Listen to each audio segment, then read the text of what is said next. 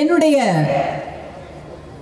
வேட்பாளர் தேர்வு வெளியிடப்பட்டவுடன் தமிழச்சி தங்கபாண்டியன் என்பவர் யார், அவருடைய CV என்று சொல்லப்படுகின்ற தன் விவர குறிப்பு, பயோடேட்டா என்று சொல்வோம் அல்லவா, இவர்கள் இந்த படித்திருக்கிறார்கள், இந்த பணிபுரிந்தார்கள், இந்த தளத்திலே இவர்களுடைய பங்கேற்பு அல்லது சாதனை இருக்கிறது என்று அந்த பயோடேட்டாவை படித்துவிட்டு இதற்கு முன்பாக திராவிட முன்னேற்ற கழகத்திலே என்ன முறையிலே இருந்திருக்கின்றார், அவருடைய பங்களிப்பு என்ன, அல்லது வெறும் வாரிசின் அடிப்படையிலே இவருக்கு இந்த மாதிரியான வாய்ப்பு வழங்கப்பட்டதா, இப்படியெல்லாம் ஊடகங்களிலே நிறைய செய்திகள் வந்து கொண்டிருக்கின்றன, நீங்களும் பார்ப்பீர்கள்.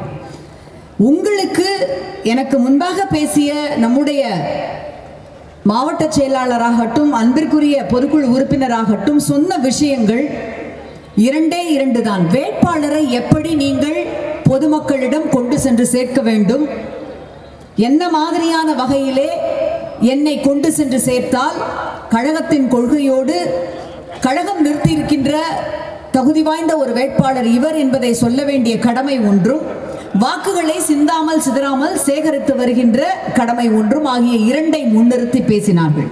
மிக முக்கியமான குறிக்கோள் மத்தியிலே இருக்கின்ற பாசிச மோடியினுடைய ஆட்சியை அகற்றுவதும், அராஜக ஆட்சியான அதிமுக அரசை முடிவுக்கு கொண்டு வந்து கழக தலைவர் நம்முடைய தளபதியை முதலமைச்சர் இருக்கையிலே அமர வைப்பதும் தான். அதிலே மாற்று கருத்து இல்லை, அதை நாம் நிறைவேற்றி காட்டுவோம். ஆனால் இப்பொழுது கண் முன்பாக செய்ய வேண்டிய விஷயங்களாக அவர்கள் முன்னிறுத்தியது இந்த இரண்டும் தான். கேட்பவர்களுக்கு அல்லது கேள்வியோடு உங்களை அணுகுபவர்களுக்கு நீங்கள் சொல்லலாம், என்னுடைய படிப்பு, என்னுடைய பங்கேற்பு, நான் எத்தனை ஆண்டு காலமாக பிறந்ததிலிருந்து இந்த கட்சிக்காரி என்றாலும் 2007 மைய நீரோட்டமாக இதில் எப்படி பங்காற்றியிருக்கிறேன், இன்ன விஷயங்களை சொல்லும் பொழுது இந்த வாரிசு வாரிசு என்று ஒன்றை சொல்லுகிறீர்களே, இந்த வாரிசு ஆனவர்கள் வாய்ப்பு வருகின்ற பொழுது அல்லது நல்ல விஷயங்கள் நடக்கின்ற அந்த சமயங்களில் மட்டும்தான் உங்களுடைய கண்களில் படுகிறார்களா? கட்சிக்காக 3 தலைமுறைகளாக திராவிட முன்னேற்ற கழக உறுப்பினர்களாக இருக்கின்ற என்னுடைய தந்தை, நான், எனக்கு பின்பாக வருகின்ற பரம்பரையாக திராவிட முன்னேற்ற கழகத்தில் இருப்பவர்கள் போராட்ட காலங்களில் அவர்கள் சிறைக்கு சென்ற பொழுதெல்லாம் அவர்களுடைய வாரிசுகளாகிய நாங்கள் எவ்வளவு துன்ப துயரத்திலே இருந்தோம். அப்பொழுதெல்லாம் பத்திரிகைகளோ யாரோ வந்து ஏன் இந்த வாரிசுகள் என்று எந்த கேள்வியையும் எழுப்பவில்லை. என்னுடைய தந்தையார் மிசா காலகட்டத்திலே 1 வருட காலம் சிறையிலே இருந்த பொழுது நானும் என்னுடைய தம்பியும் பள்ளி குழந்தைகள், எனக்கு மிக நன்றாக நினைவில் இருக்கின்றது, மதுரைக்கு சென்று மதுரை கலெக்டர் ஆபீஸ் அலுவலகம் முன்பாக அத்துணை பேரையும் எங்கெங்கோ மாநிலம் முழுவதிலும் இருக்கின்ற சிறைகளில் அடைத்து விட்டார்கள். நம்முடைய கழக தலைவர் தளபதி உட்பட அடிக்கிறார்கள், உதைக்கிறார்கள். அந்த சிறை கொடுமைகள் பற்றி செய்திகள் வந்து கொண்டிருக்கின்றன. ஆனால் தந்தையோ சகோதரனோ எந்த ஜெயிலிலே அடைக்கப்பட்டிருக்கிறார் என்பது தெரியாது. காலையிலிருந்து மாலை வரை மதுரையிலே இருக்கின்ற கலெக்டர் ஆபீஸ் அலுவலகத்தின் முன்பாக என்னுடைய தாய் 2 குழந்தைகளோடு, ஸ்ரீவில்லிபுத்தூரிலே நாங்கள் சித்தப்பா என்று சொல்லுவோம், அமுதன் இலக்கிய அணியிலே இருந்தார், அவர்களுடைய மனைவி குழந்தைகளோடு, தென்னரசு பெரியப்பா அவர்களுடைய குழந்தைகளோடு, இப்படி நாங்கள் அத்துணை பேரும் அன்றைக்கு வாரிசுகளோடு தான் அன்று நின்று கொண்டிருந்தோம். அப்பொழுது இந்த கேள்வியை யாரும் கேட்கவில்லை. என்னுடைய வளைகாப்பு நிச்சயிக்கப்பட்டு விட்டது. வளைகாப்பிற்கு என்னுடைய தந்தை வர முடியவில்லை. ஒரு போராட்டத்தில் ஈடுபட்டு அவர் சிறையில் இருக்கின்றார். வளைகாப்பை என்னுடைய தந்தையாரோடு எனக்கு மிக உணர்வு பூர்வமான ஒரு உறவு உண்டு. இப்பொழுதும் எப்பொழுதும் என்னுடைய தாயணைய தந்தை என்றுதான் நான் சொல்லுவேன். ஒரு பெண்ணுக்கு மிக முக்கியமான அந்த நிகழ்விலே என்னுடைய தந்தையால் பங்கேற்க முடியவில்லை. கழகத்தால் அறிவிக்கப்பட்ட ஒரு போராட்டத்திலே சிறையிலே இருக்கின்றார். அந்த வளைகாப்பு நிகழ்ச்சியை எனக்கு தந்தை ஸ்தானத்திலே இருந்து தென்னரசு பெரியப்பா தான் நடத்தி கொடுத்தார். ஆக பெருமையோடு தான் எல்லா போராட்டங்களுக்கும் செல்வோம். திராவிட முன்னேற்ற கழகத்தின் அனைத்து மாநாடுகளுக்கும் குடும்பமாக சென்று அமர்ந்திருப்போம்.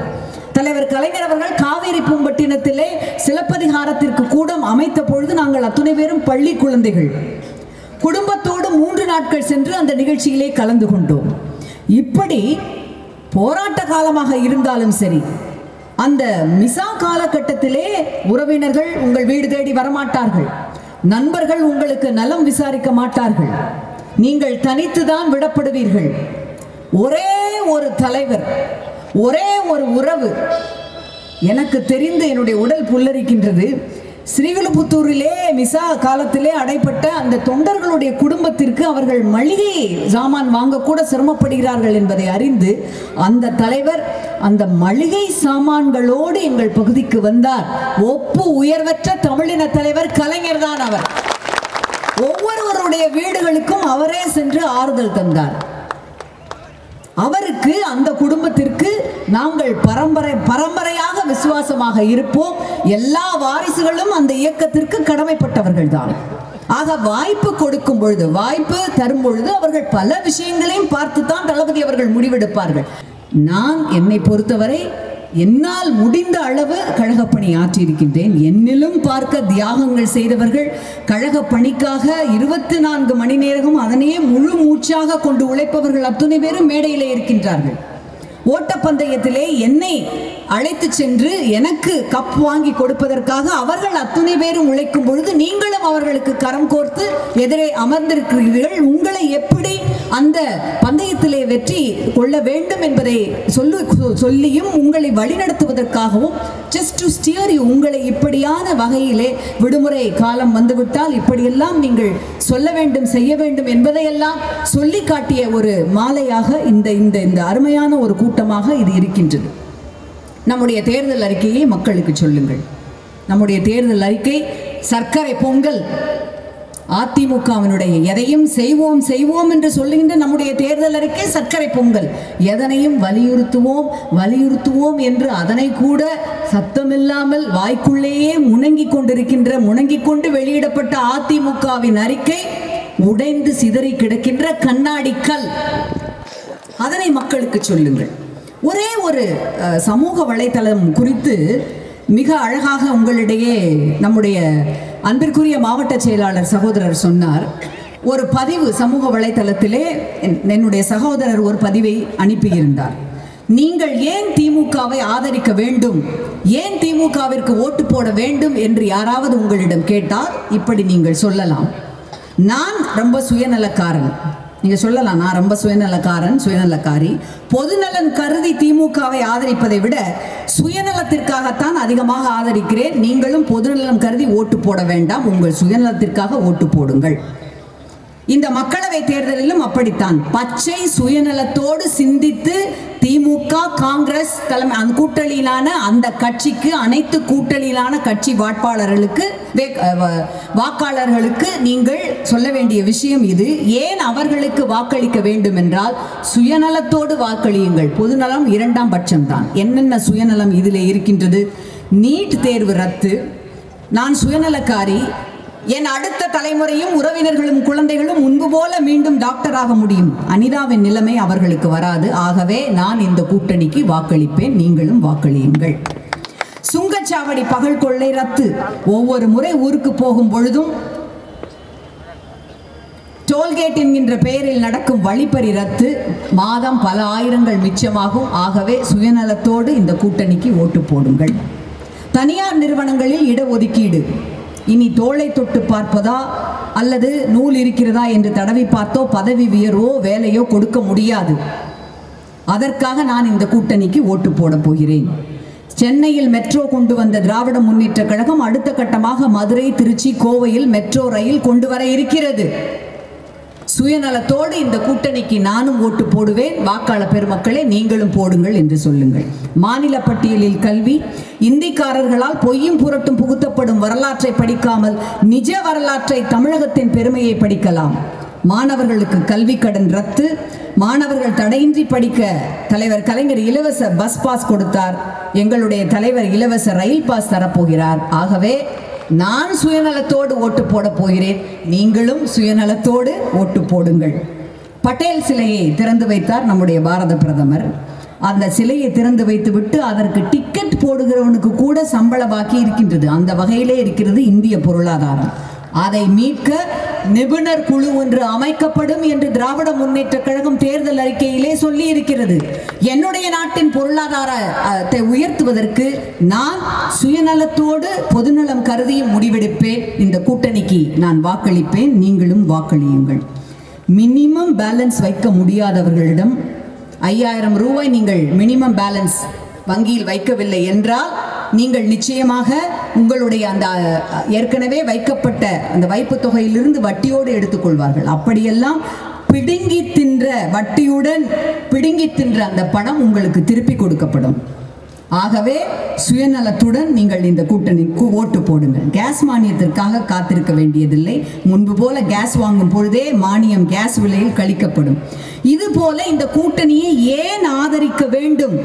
மாநில சுயாட்சி என்கின்ற அந்த உரிமை குரல் எழுந்தது தெற்கிலிருந்து தான்.